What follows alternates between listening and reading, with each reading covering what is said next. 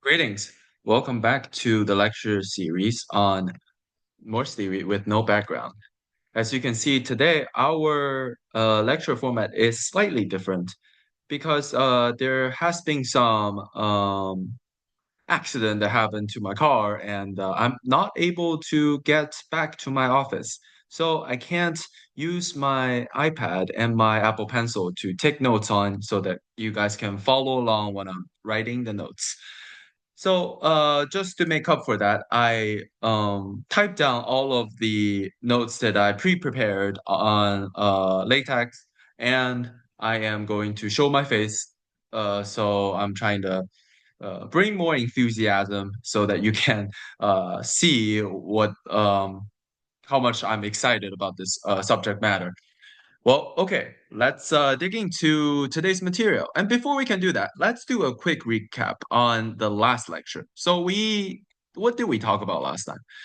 Here is a outline. So what did we cover last time? So before we talk about those two things I listed, we kind of started by talking about why we study Morse theory and then the motivation and what it is in a very, very high level overview, right? So then we get into our very first topic, which is critical points, right? So let me see how I can. Yeah, there we go. We can annotate. Okay, so critical points, right? So we have two types of critical points, one degenerate and the second one non-degenerate. So like, for example, if we look at a level set on a 2D graph, so if we have X, Y, and Z, right? And let's look at like a bow shape here. Okay, this is kind of difficult to draw, but bear with me. That's kind of a bowl, right? So, like, if we look at this graph, like, consider this as the surface of the bowl. And this point on the very bottom, right? This point will be our minimizer, which is our critical point. And it is non-degenerate because we can compute the Hessian, and then we can compute the determinant of the Hessian, which we're going to bring up later. And what makes this a critical point, right? The critical point uh, is basically you can take the derivative slash partial derivatives if you have multi-dimensions. For example, in this dimension, we have two axes, x and y, so we need to take the derivative of our function, this ball, in those two arguments, x and in y, right?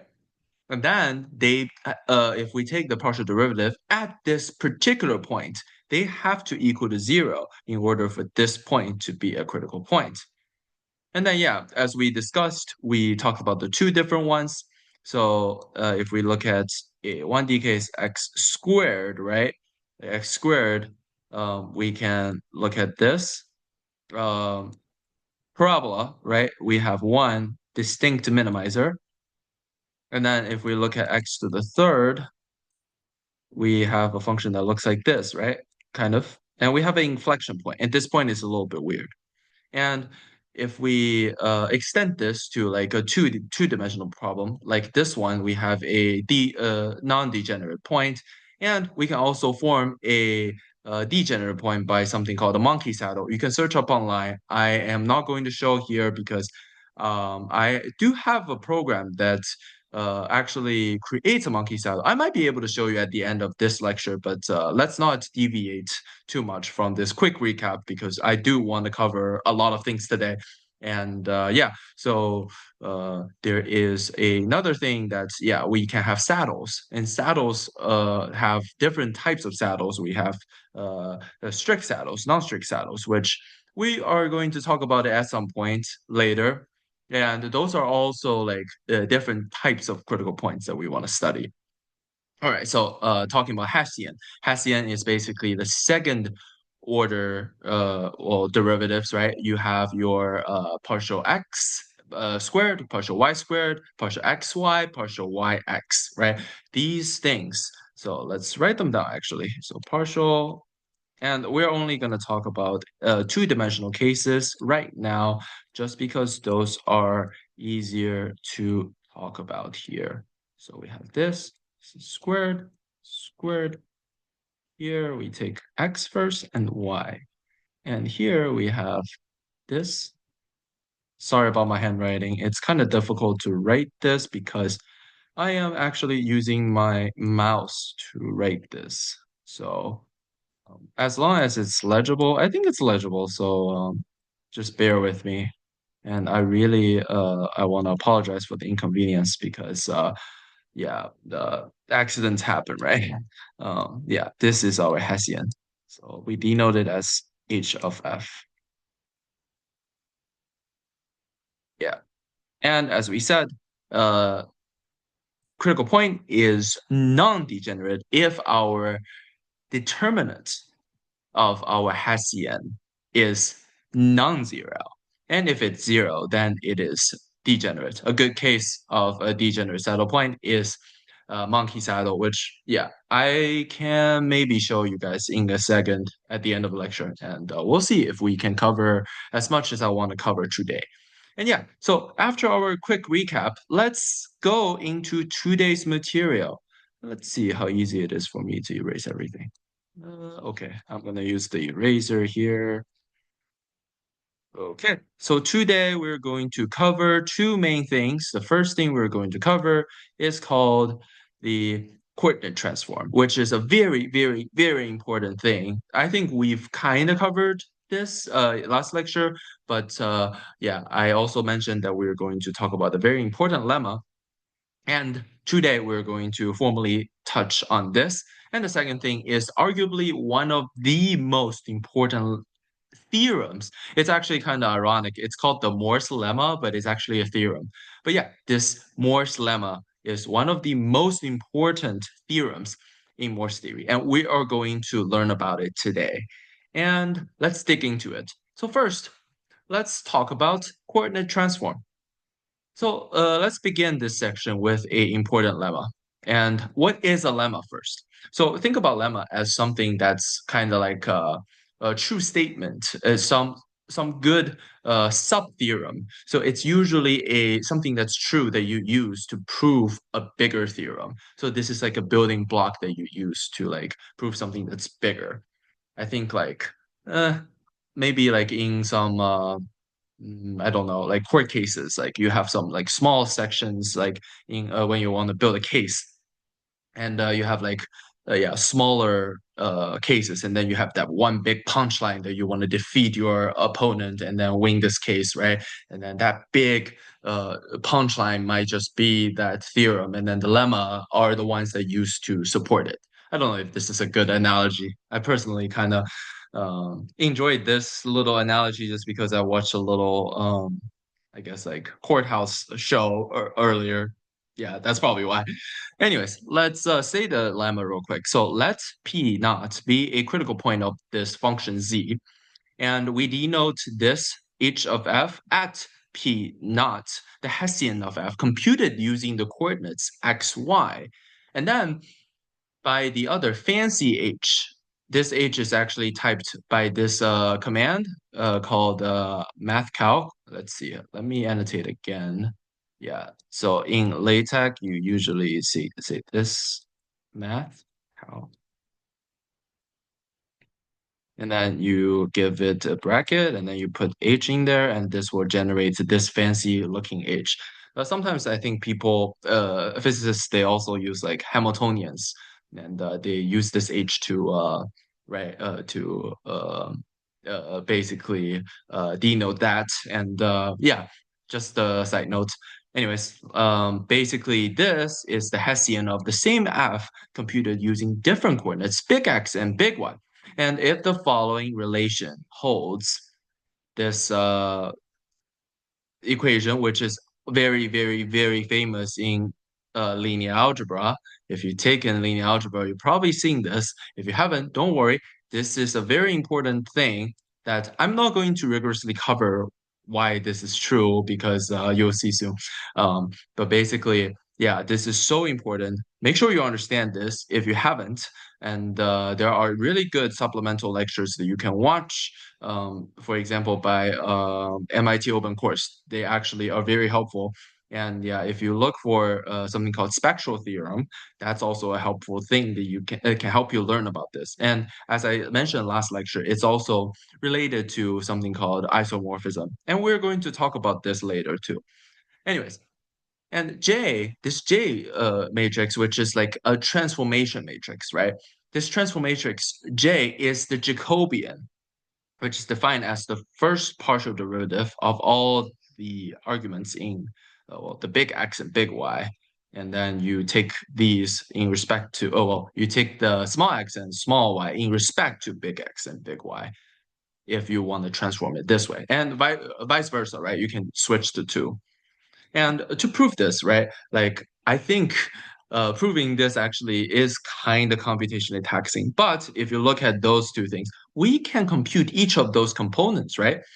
And look at our J. We have our first partial derivatives, and all we need to do here is like unfold all of our matrix multiplications, and also like unfold all of our partial derivatives, right?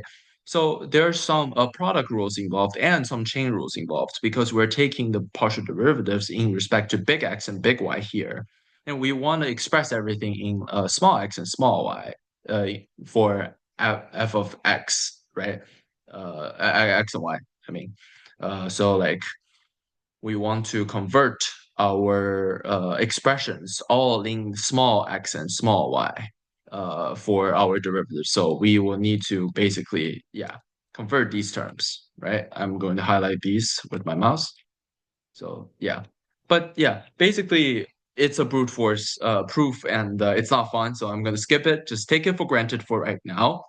And let's take a look at one example, right? So here we have a very easy function, z equals to x and y, and x equals to big X minus big y equals to big X plus big Y. And then we can obtain this by substitution, right?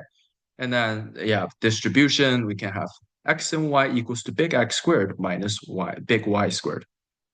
And we can compute the Hessians, right? This is pretty easy. You take the partial derivatives, and then you get 0, 0, 1, 1. This is like an off diagonal like matrix. Like on all the diagonal entries are 0, off diagonals are ones.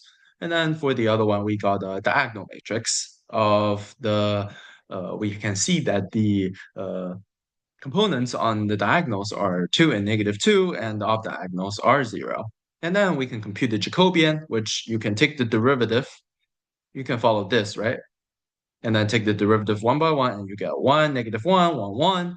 And you can plug everything in and check that actually everything equal to each other. So this is valid. Of course, this is one example. It will work for all example because once you've proven this, right, this lemma by just brute forcing this entire thing, which I actually did, but I don't want to show you the work because it's tedious. It's really, really tedious.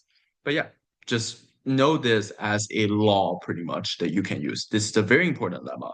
We're going to use this to show our Morse lemma, to prove our Morse lemma later too. So just so you know. And a corollary to this is that the property that P naught is a non-degenerate critical point, basically it does not depend on the choices of coordinate. Uh, yeah. So basically, we know that all these critical points, if it's non-degenerate or degenerate, that's a property that it has. No matter how you change how you express with your coordinates, it shouldn't change its actual property, right? So like this is like intuitively what it means. But then we have a really quick proof here. So from the lemma, we know that, yeah, this coordinate transform is true. And we also know that the determinant should also equal to each other, right? So like if we multiply by all the determinants of all of these terms, this should equal to the determinant of our transformed space, right? So our diagonalized matrix. And then if we also can form Jacobians that are invertible, right? And then we know that the determinant is non-zero for these Jacobians, which means that, yeah, that basically will just imply that we have h, our original h in our original coordinates equal to 0 if and only if our diagonalized um, Hessian will also have a determinant not equal to 0. This should have a determinant here, or I guess this equal to 0 also is fine.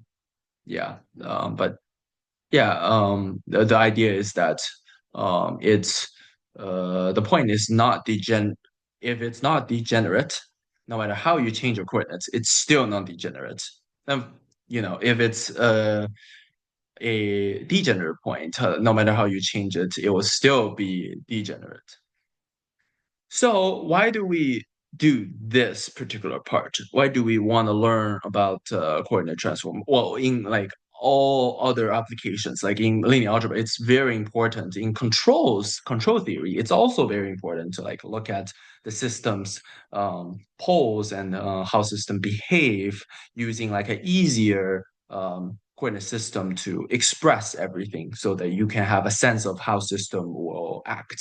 But in our case, we use this to help us to understand critical points in a better way because we can find the relationship between different critical points using this. And let's dig into it. So yeah, our previous section basically leads us into this very important theorem in Morse theory, the Morse lemma. Let's state the theorem real quick. So let this point be non-degenerative, this critical point, of a function of two variables. Then we can choose an appropriate local coordinate in such a way that the function f expressed with respect to the big X and big Y, change coordinates, takes one of the following three standard forms. It's either this x squared plus y squared plus c, or x squared minus y squared plus c, or x equals to negative x squared minus y squared plus c, where c is a constant and p naught is the origin. So what does this really imply? I have typed this here because this is very important. This sentence is so important that it's also such an elegant statement. So the function actually looks really simple near a non-degenerate critical point. That's also why we really like non-degenerate points. They're easy. Well, they're not really that easy. We say they're easy because they're easier for us to understand, and we are able to pack a lot of information just by knowing that one degenerate, non-degenerate critical point. So yeah, we can basically use coordinate change to change how we view certain points and then basically get a lot of information out of it. And a quick corollary to this is basically also a non-degenerate critical point of function of two variable is isolated, which is also like what we're going to cover later about Morse functions, because that's a requirement for Morse functions. And later, yeah, we're going to touch on that. And also, just to note, this is also going to hold for functions with m variables, which is countably many. M, we can like list 1, 2, 3, 4, 5, all the way to like n or slash m variables. And we're going to extend this later, of course. Right now, we're just going to deal with two. So let's not distract ourselves too much. So yeah, let's prove the main theorem, the Morse lemma. This is going to be a long proof, so hold on tight. And yeah, this is actually one of the most involved proof we're going to cover. But I'm not going to try to overwhelm you guys, of course. Again, this is not a rigorous math course. This is just a informal conversational introduction. Like this is very casual, so don't worry about this. I am also trying to be casual and not be too rigorous. Like, yeah, but you do need to be rigorous when it comes to math. But what I'm trying to do here is not to scare you guys away. I'm trying to like have a conversation with you guys, sort of. It is one way I know, but I'm trying to like show you how much I am enthusiastic about this particular topic, and at the same time, I've, hmm, if you feel interested about this, like feel free to like send me messages, comment on this video, or message me. I think I have my contact listed on my YouTube channel as well. So yeah, I would love to discuss about this. And yeah, anyways, enough about that chat, and let's actually dig into the proof. So first, we can choose any coordinate system, x and y near our origin, and we assume that at the origin, our function yields 0 for simplicity. Of course, yeah, we can offset this with some constant at the point, and the proof will be the same. So basically, we can just assume that. And then let's examine two cases for us to impose another assumption for this proof to go a little bit easier.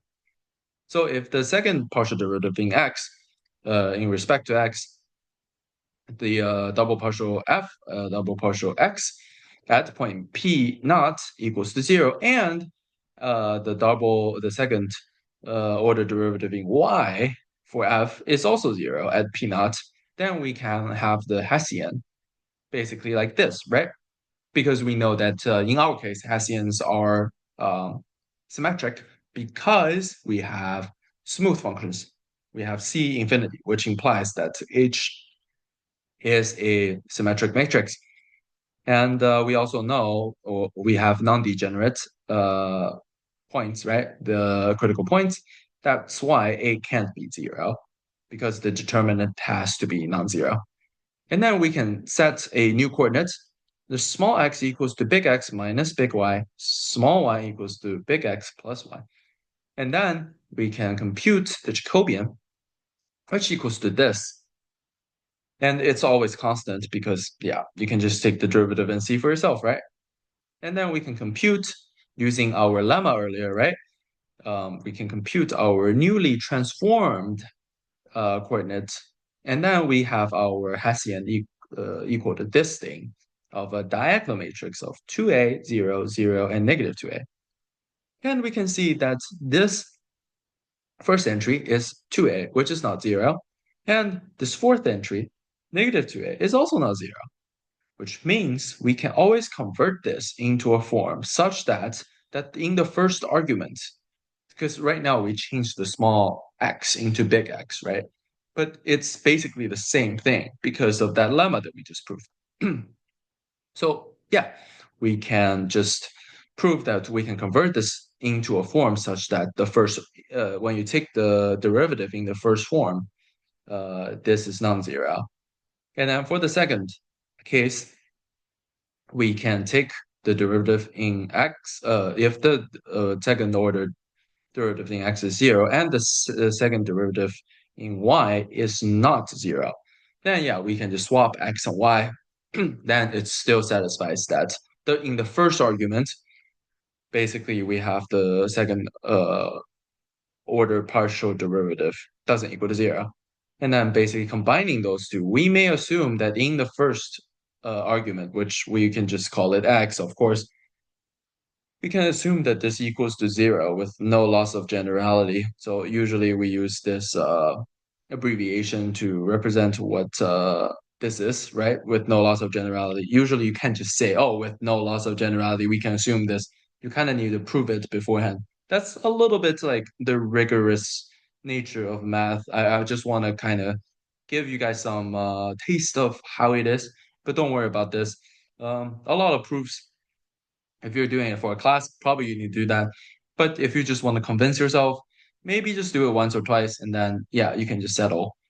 But usually, for a rigorous math proof, you have to follow that.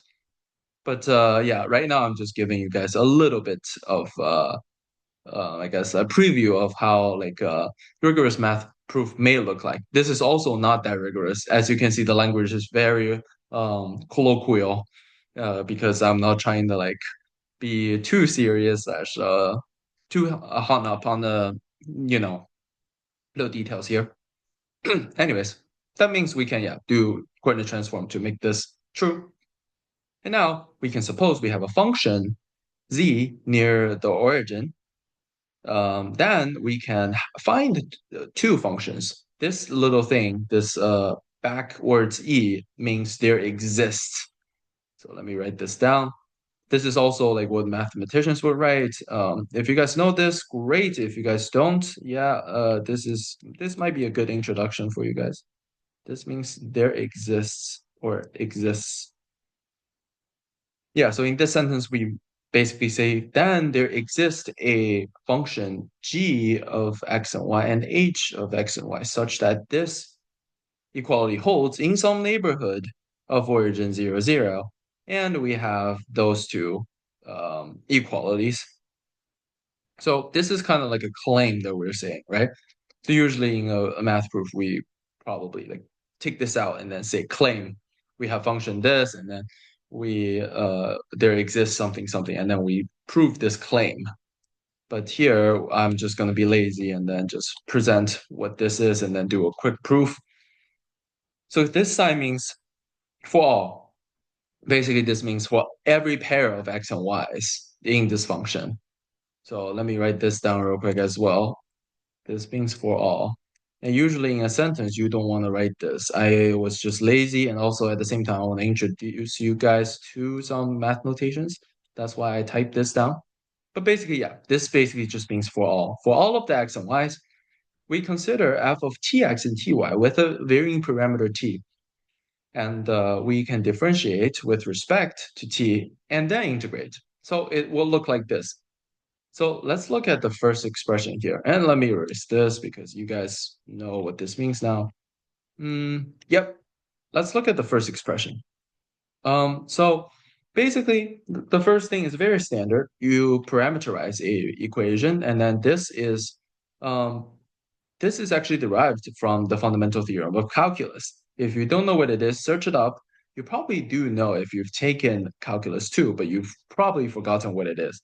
It's also called the fundamental theorem of mathematics. It's the most important theorem in mathematics, and I am not biased because it is such a fundamental theorem, no pun intended, um, that's actually such a foundational one that's every mathematician would use. So you guys probably should have the intuition of what it is and maybe memorize this theorem because it's so useful. Only if you want to do math, of course. So basically, this is true based on this theorem, and I don't want to elaborate on that too much. And yeah, for the second one, also, oh, well, one quick thing is that because we do know that if you plug in 0, 0, this f of 0, 0 equals to 0, that's like our lower integrand value. And that basically is a hint that I can give you why this is true. Anyways, here we can this is basically what we call a chain rule right here. We can take the partial derivatives because right now in this equation, we have the derivative in time. And here we want to differentiate this in all the arguments, which is x and y. So we can split this up, and then basically the next thing we can do is because our derivatives in terms of t, so we can take the y and x out. And here we can basically simplify this and then substitute these two integrands with g and h. So we can basically have two functions, g and h, that are those two integrals of the partial derivatives. And basically, that proves that we actually do have two functions, g of x and y and h of x and y, such that this equation holds in some neighborhood of the origin. And yeah, I'm probably going through this very quickly. If you have any questions, let me know. I don't want to spend too much time because it's basically just algebra here and then the fundamental theorem of calculus. And yeah, so I don't think there's too much to be explained here. This should all make sense, I think. And we can do the same thing again using this claim. And then we can also find H11, H12, H21, H22 to express G and H in such sense. The proof will be the same, of course. So I'm just going to be lazy and then just call it. Basically, the proof will be the same. You can just say similarly, based on this claim, we can also write this, right? So through this quick proof, we can do this and we can combine all these terms. So usually in the good technical paper writing, you will probably just cite these equations rather than writing them together. I just think having them here will help you to visualize them better. But basically, you can combine all these terms together, and then basically this will yield a quadratic function. So we obtain this function in this form, right? And then this form is very nice already, but we can probably make it a little bit nicer. So now we're going to substitute these variables. Here, h11 will still be h11, but h12, or big h12, will be the sum of small h12 and h21, and then divide by 2. So basically, think of it as their average. And then h22 will be h22. Then we have this kind of nicer looking quadratic. Why is that? First, we eliminated one variable, right? And then we also have a 2 here, which you will see why this will be nice in a second. Because we're going to take the second partial derivatives, so as we compute these, you can see all of the coefficients before our variables are 2's. And we have all of our, like, if you look at all these partial derivatives, those are all the entries that our Hessian has, right? So you see what we are trying to do here, right? Kind of. So this is starting to like come together, right? Right now, in the beginning, you're probably like, oh, where is this going? Why are you doing all this? This is kind of like, oh, all the puzzles, all the pieces of the puzzle actually start to make sense. And we can use our assumption in the very beginning that h11 doesn't equal to 0, right? Because of our non-degeneracy, our um, Hessian's determinant can be 0, hence A doesn't equal to 0. This is our assumption, right? And then h11 doesn't equal to 0 in some neighborhood of the origin. And then we can define a new x-coordinate, big X, near this neighborhood, and we can keep the y the same. And we define such x as this expression. This is a very weird looking expression, but usually, mathematicians like to cook up those they like to cook up sequences and weird function, weird transformations, just so that they can prove their point.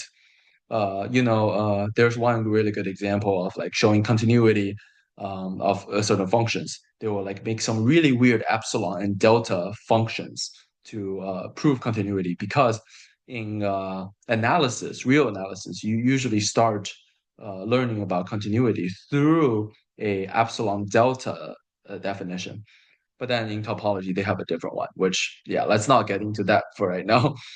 Anyways, um, so yeah, note that the Jacobian is always invertible here. You can just kind of do that math. You can go all the way back up there to look at the definition of what the Jacobian is, right? So where is Jacobian? Yeah, right here, right? So if you have the Jacobian, and then you can like, we have all the entries, we can compute Jacobian, and you can compute its determinant. It's always non-zero. Oh, too much. Anyways, yeah, I think you can do this on your own as an exercise. I am not going to do it. It literally only takes like a minute. But yeah, and then yeah, let's just square the x, big X, and see what happens. You get this particular expression, which also we know that h11 can be positive or negative. It can be 0, but it can be positive or negative. And then we have those two cases because of this absolute value sign. And we can plug this back into our original coordinates, and then we will have f equals to this, small x squared, plus this big thing times y squared. And if h is smaller than 0, then we just have a negative sign in front of our first term. The second term remains the same. Okay, so we can also obtain the relationship of this is basically our determinant, right? Actually 1/4 our determinant, right? And then this can't equal to 0 by the non-degenerate property. And if we choose a new y coordinate system, right? And then if we keep x the same, we can also cook up another coordinate transform, which also has a Jacobian that's always invertible. And then we will have this relationship. This is basically the same, just a lot of algebra, and I'm going to kind of save you guys some time and then cut the crap, right? Like just show you the result. And then we can set this particular term, which is like the cross term, times 4, I guess. The um, yeah, the how'd you call it? The determinant, yeah, times 1/4.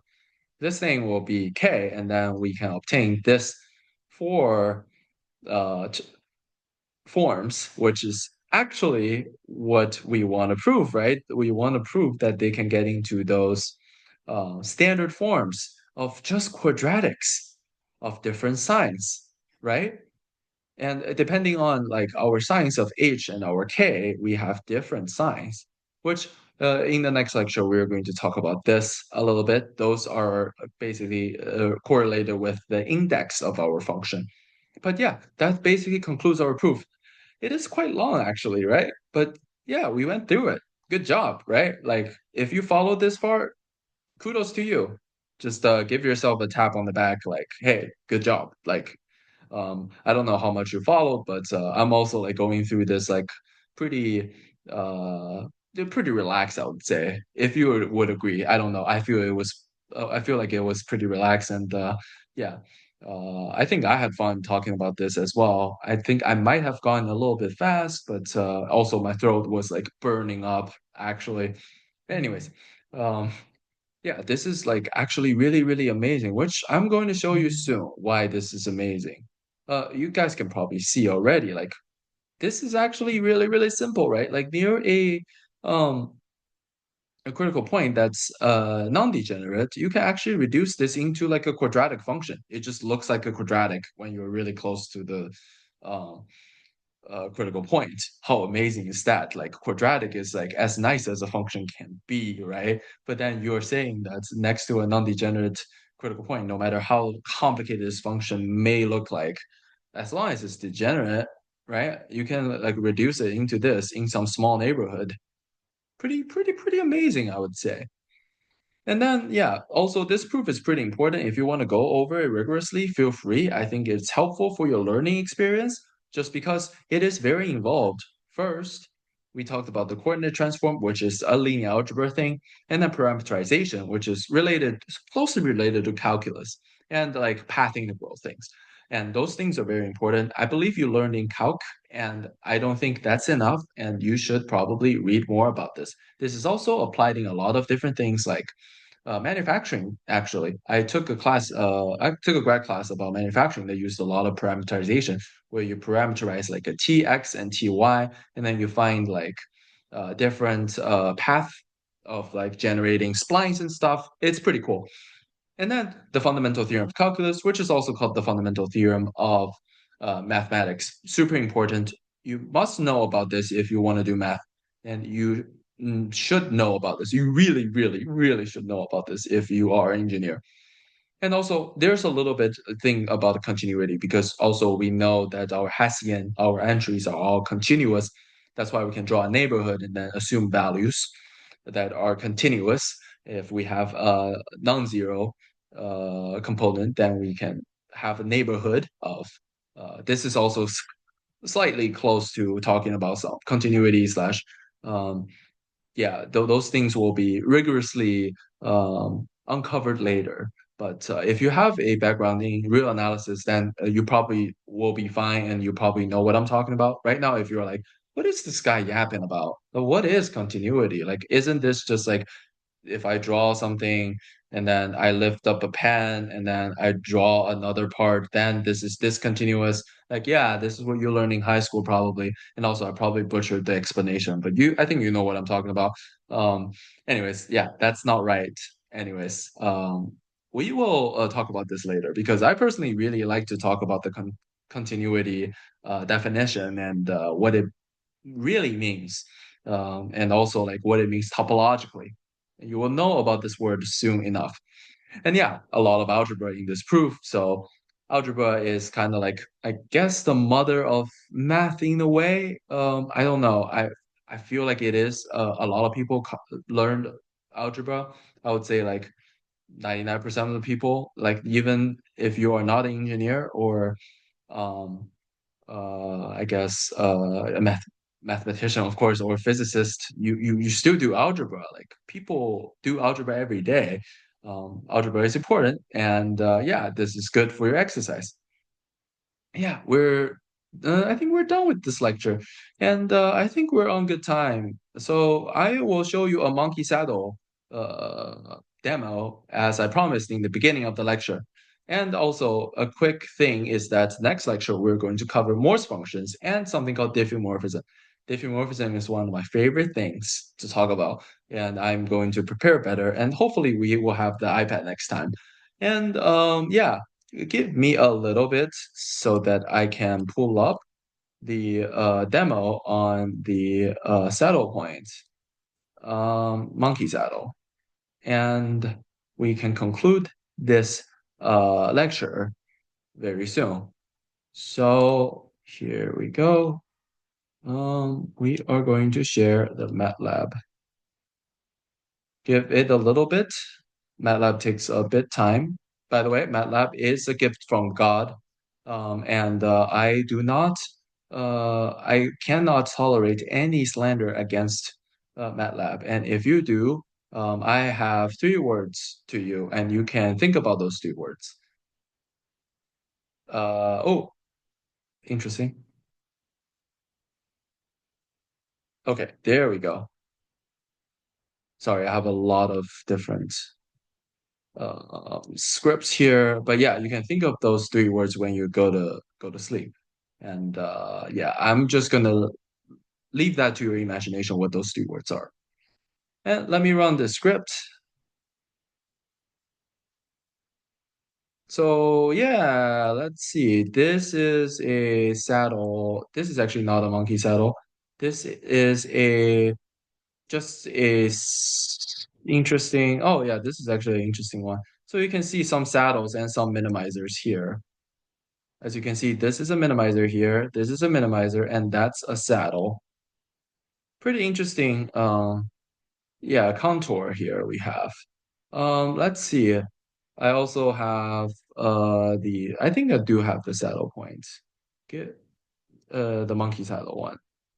Yeah, give me a little bit. Yeah, this one is the monkey saddle. Yeah, here we go. As you can see, like this is a very interesting looking contour, right? Like this surface. This kind of like goes up on the right corner and goes down on the left corner and then kind of warps there. And in the middle, this point that I marked in red, this is kind of like really, really flat in the middle. And I also drew some, this is actually not a great gradient field drawing, but if you look at those gradient field, they look kind of interesting.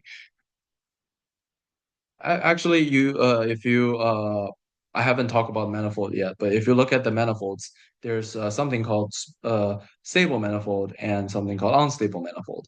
And yeah, this one I think has uh, I actually don't remember. I will get back to you guys on that. But the important thing is if you look at this surface, you can't call this a um, minimizer or a maximizer, right? This is kind of like that x to the third, right? That inflection point example. This is a very special point. And also at the same time, like it doesn't have that really nice thing like a normal saddle, right? Like it just has one that goes up, one that goes down, like one that's a local minimizer, one direction. It's a local maximizer, right? Like this is really weird, especially if you look from this side, right? Like this actually just looks like a x to the third. So yeah, this is a cool function. Monkey saddle, and it's hard to analyze it. That's why usually people like to use it as a counterexample. And in Morse theory, we do not study these. So just so you guys know. And yeah, so that concludes this lecture and hope you guys enjoyed it. And if you really enjoyed it, feel free to follow and subscribe to my channel. And there will be more videos coming out every week. I will try to actually upload videos every week to give you guys more content on Morse theory. And maybe I will also start something new on maybe nonlinear controls or even just like simple topology stuff or even physics. I do have some quantum physics stuff that I've written that I kind of want to teach as well. So yeah, if you guys have some special requests, also feel free to let me know. I would love to hear from you guys. Thank you so much.